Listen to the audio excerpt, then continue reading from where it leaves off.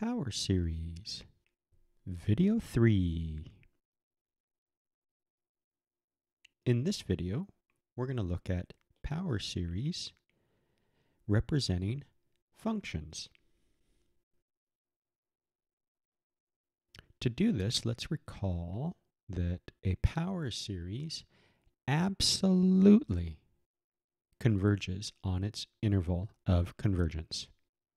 In other words, we have the strong convergence, not the weak conditional convergence. Let's also recall the geometric series, starting the index at 1, the general term takes this form, or starting the index at 0, the general term takes this form. Good.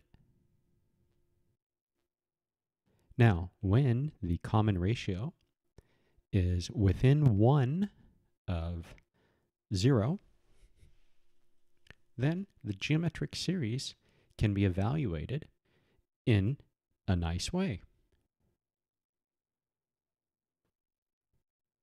So we can easily swap out the r for an x and then identify the right-hand side as a function of x.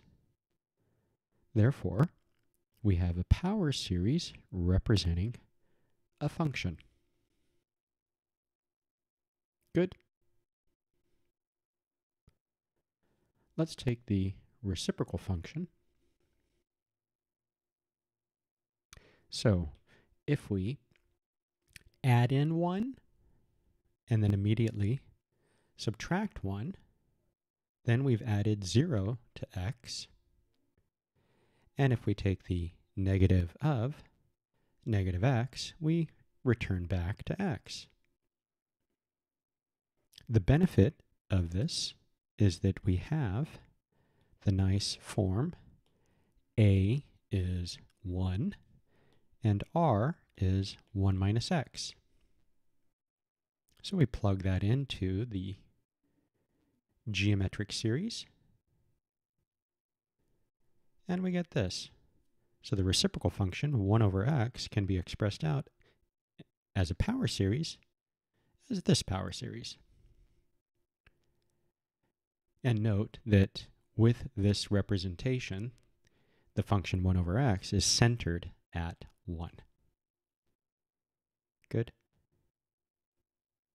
Let's try another.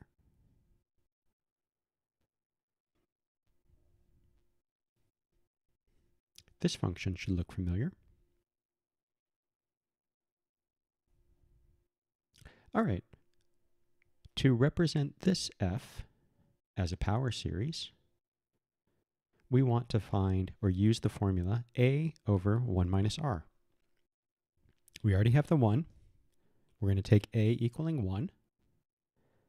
And the denominator, we want to write that as a difference. Easy enough. Negative x squared is positive x squared. Thus, we're going to use r as negative x squared. So when we take r to the n, we're going to have negative x squared to the n. And then we'll distribute the power n onto the negative term and onto the x squared term.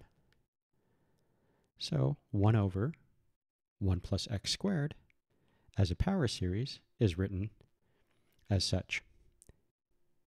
Note the center, a equals 0, and that the series is an alternating series. Very nice. Okay, here's another function. It has that familiar reciprocal type form, but the denominator is a product of two binomials.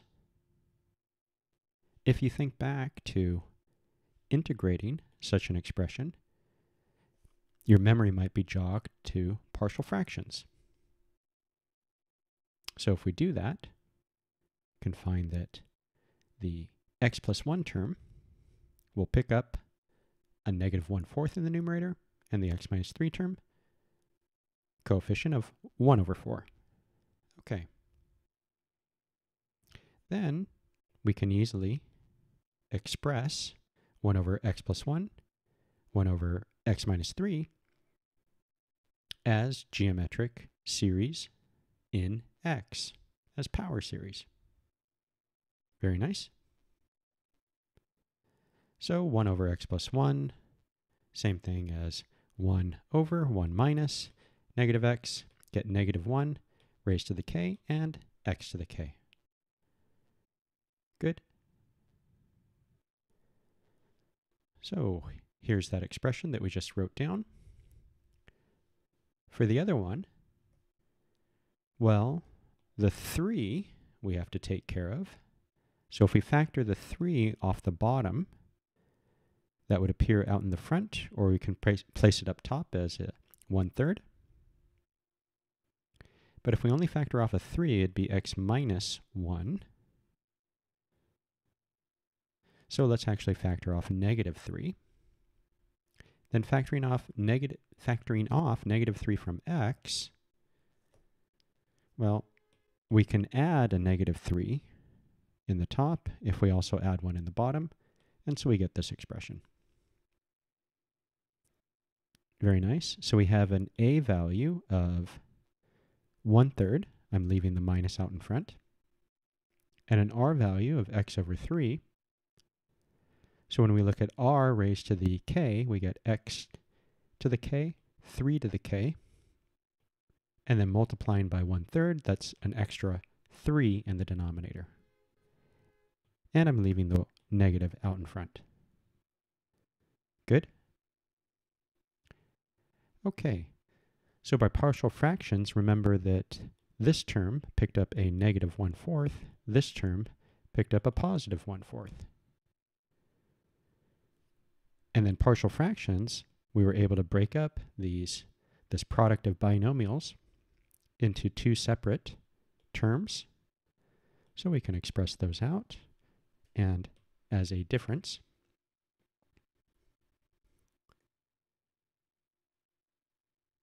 Very nice. And notice that the 1/4 on the first one was a negative 1/4. Therefore, the negative 1 to the k becomes negative 1 raised to the k plus 1. Excellent.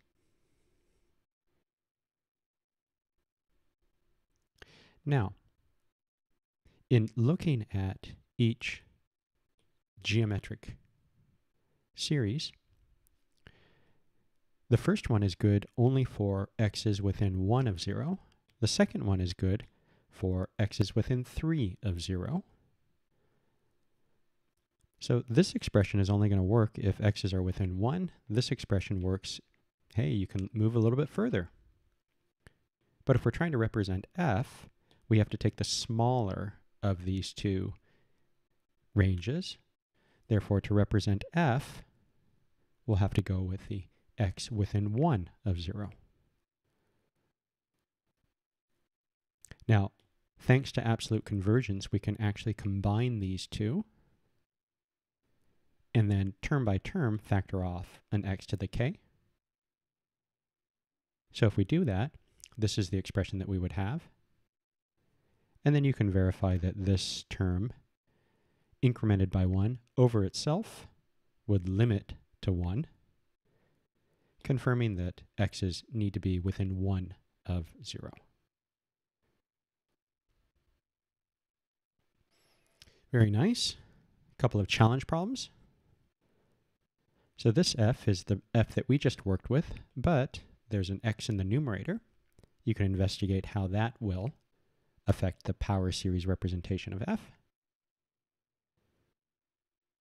We'll deal with that in the next video. Also in the next video, we'll consider what to do with powers of 2.